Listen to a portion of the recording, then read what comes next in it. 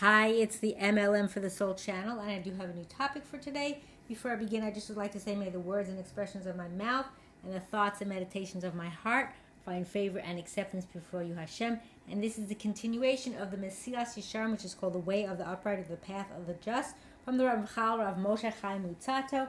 And this is from the Yafa edition from Art Scroll. This is what the Sefer looks like. If you haven't yet seen it after all these videos, this is part number 108.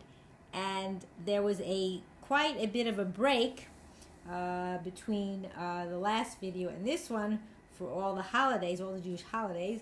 So you might want to go back and refresh your memory where we stopped. We were talking last time about the qualities of the Kadosh. This is the last chapter, chapter 26, the trait of Kedushah, which is called Holiness. So again, I'm splitting this up into smaller increments so it's easier to get the information and to learn it. So now Ramchal continues. He says, since the physical actions of the Kadosh are themselves holy, and like offerings to Hashem, which is offering as a korban, it certainly cannot be said as with the Tahor, that it would be better if he was free from engaging in these actions at all. So the physical actions of the Kadosh are thus valuable. For with regard to actual offerings, it was certainly considered a great elevation for those items that they would ascend upon the altar, since they were offered before the Shekhinah. And so much superiority accrued to them through this service, that their entire species was blessed throughout the world on their account. And the commentary here says that is, each item that was offered upon the altar brought blessing to its entire species throughout the world.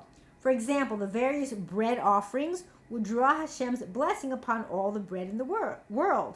And Bikurim, which are the first fruit offerings, would draw Hashem's blessing upon the fruit. So that means that each offering would have that effect. Okay. And then he continues, as taught in the statement of the sages of blessed memory in the Midrash, Tanchuma to Parshas Vayetze, paragraph, I think that's 13, or they have some kind of, I forget if that's Eve 13, okay, the little symbol they have. Okay, so it says, so too regarding the food and drink that the holy person consumes. It is an elevation for that food and for that drink when it is consumed by that person. And it is as if it has been offered on the actual altar.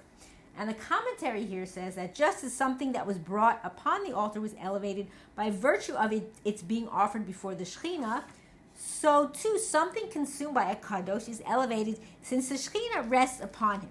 And in chapter 1, the Ramchal discusses the concept that when man utilizes the world in a way that fulfills the goal of creation, he thereby elevates that which he uses and elevates the entire world along with it.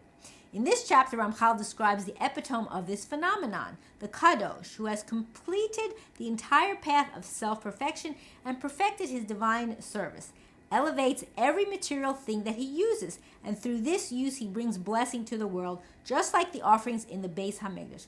And he also says, see chapter 1, note 19, and additional commentary says that the illustrious Rabbi Elazar Moshe Horowitz was the Rav of Pinsk. The Chazon Ish related that during Rav Horowitz's lifetime, the non-Jewish farmers of Pinsk would urge him to walk on their fields at the time of sowing, for they knew that any field that he traversed would be blessed with an abundant crop. And that was cited by Rav Chaim Kanievsky in Orchos Yosher, chapter 7. Meaning, so what he's saying here is that whatever the Kadosh eats, whatever he does, he elevates it. So meaning, like they say, if there's like, when you say a bracha, if there's like a gilgul in the food, and you're elevating it by helping it. So for the Kadosh, he's doing that with everything he does. Okay, and then he continues. So a source for this concept now. So this is the concept to which the sages of blessed memory alluded when they said in Kesubos 105b. Anyone who brings a gift to a Torah scholar is regarded as if he has brought Bikurim, again, the first fruit offerings. Similarly, the sages said in Yoma 71a, one should fill the throats of Torah scholars with wine, and it will be considered in place of pouring libations of wine upon the altar.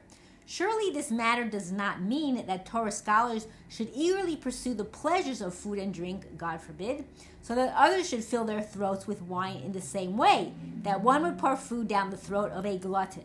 Rather, the concept underlying these statements is understood following the intention of holy physical actions that I noted, that the Torah scholars who are holy in their way and in all their deeds. are actually on the same level as a Beis HaMikdash and an altar, because the Shekhinah rests upon them just as it rested in the actual Beis HaMikdash.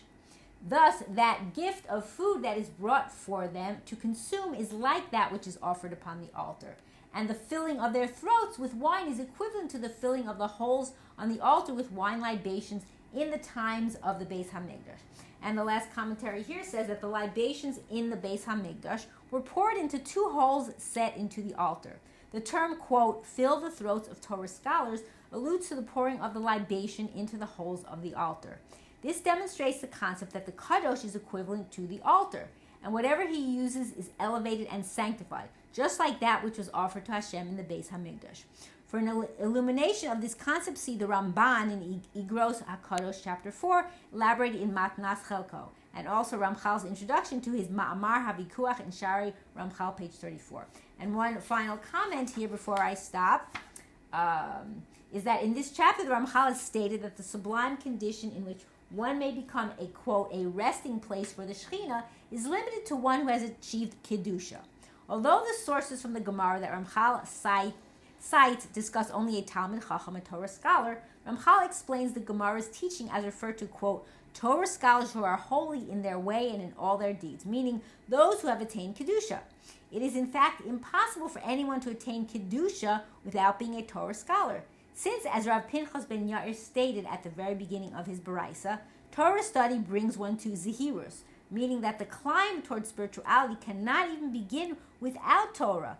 And similarly, the sages stated in Avos 2, Mishnah 5, an Am Ha'aretz, meaning an ignorant person, cannot be a chassid. And then he also says, he refers to chapter 5, note 5, chapter 12, note 6, which I'm not going to, but if you want to find that, go back. And I didn't write all the chapters that I was doing, which the notes to them, like I was doing more recently. So anyway, and continuing to finish up here, as was explained above in the insight to note 16, it says, the Chazon Ish describes a Torah scholar whose soul, quote, has fused with wisdom, as one who appears like an ordinary human, but actually resides in the spiritual spheres, which is the essence of Kedushah. And the Bach states in Orach Chaim 47:2 that such a person who studies Torah out of love, which is lishma, for its own sake, is truly one upon whom the Shekhinah rests. And this is where I'm going to stop, and I hope and pray they will all merit to live and see the coming of Mashiach speedily in our days and rebuilding of the final and everlasting Beis HaMikdash. Amen, and thanks for watching.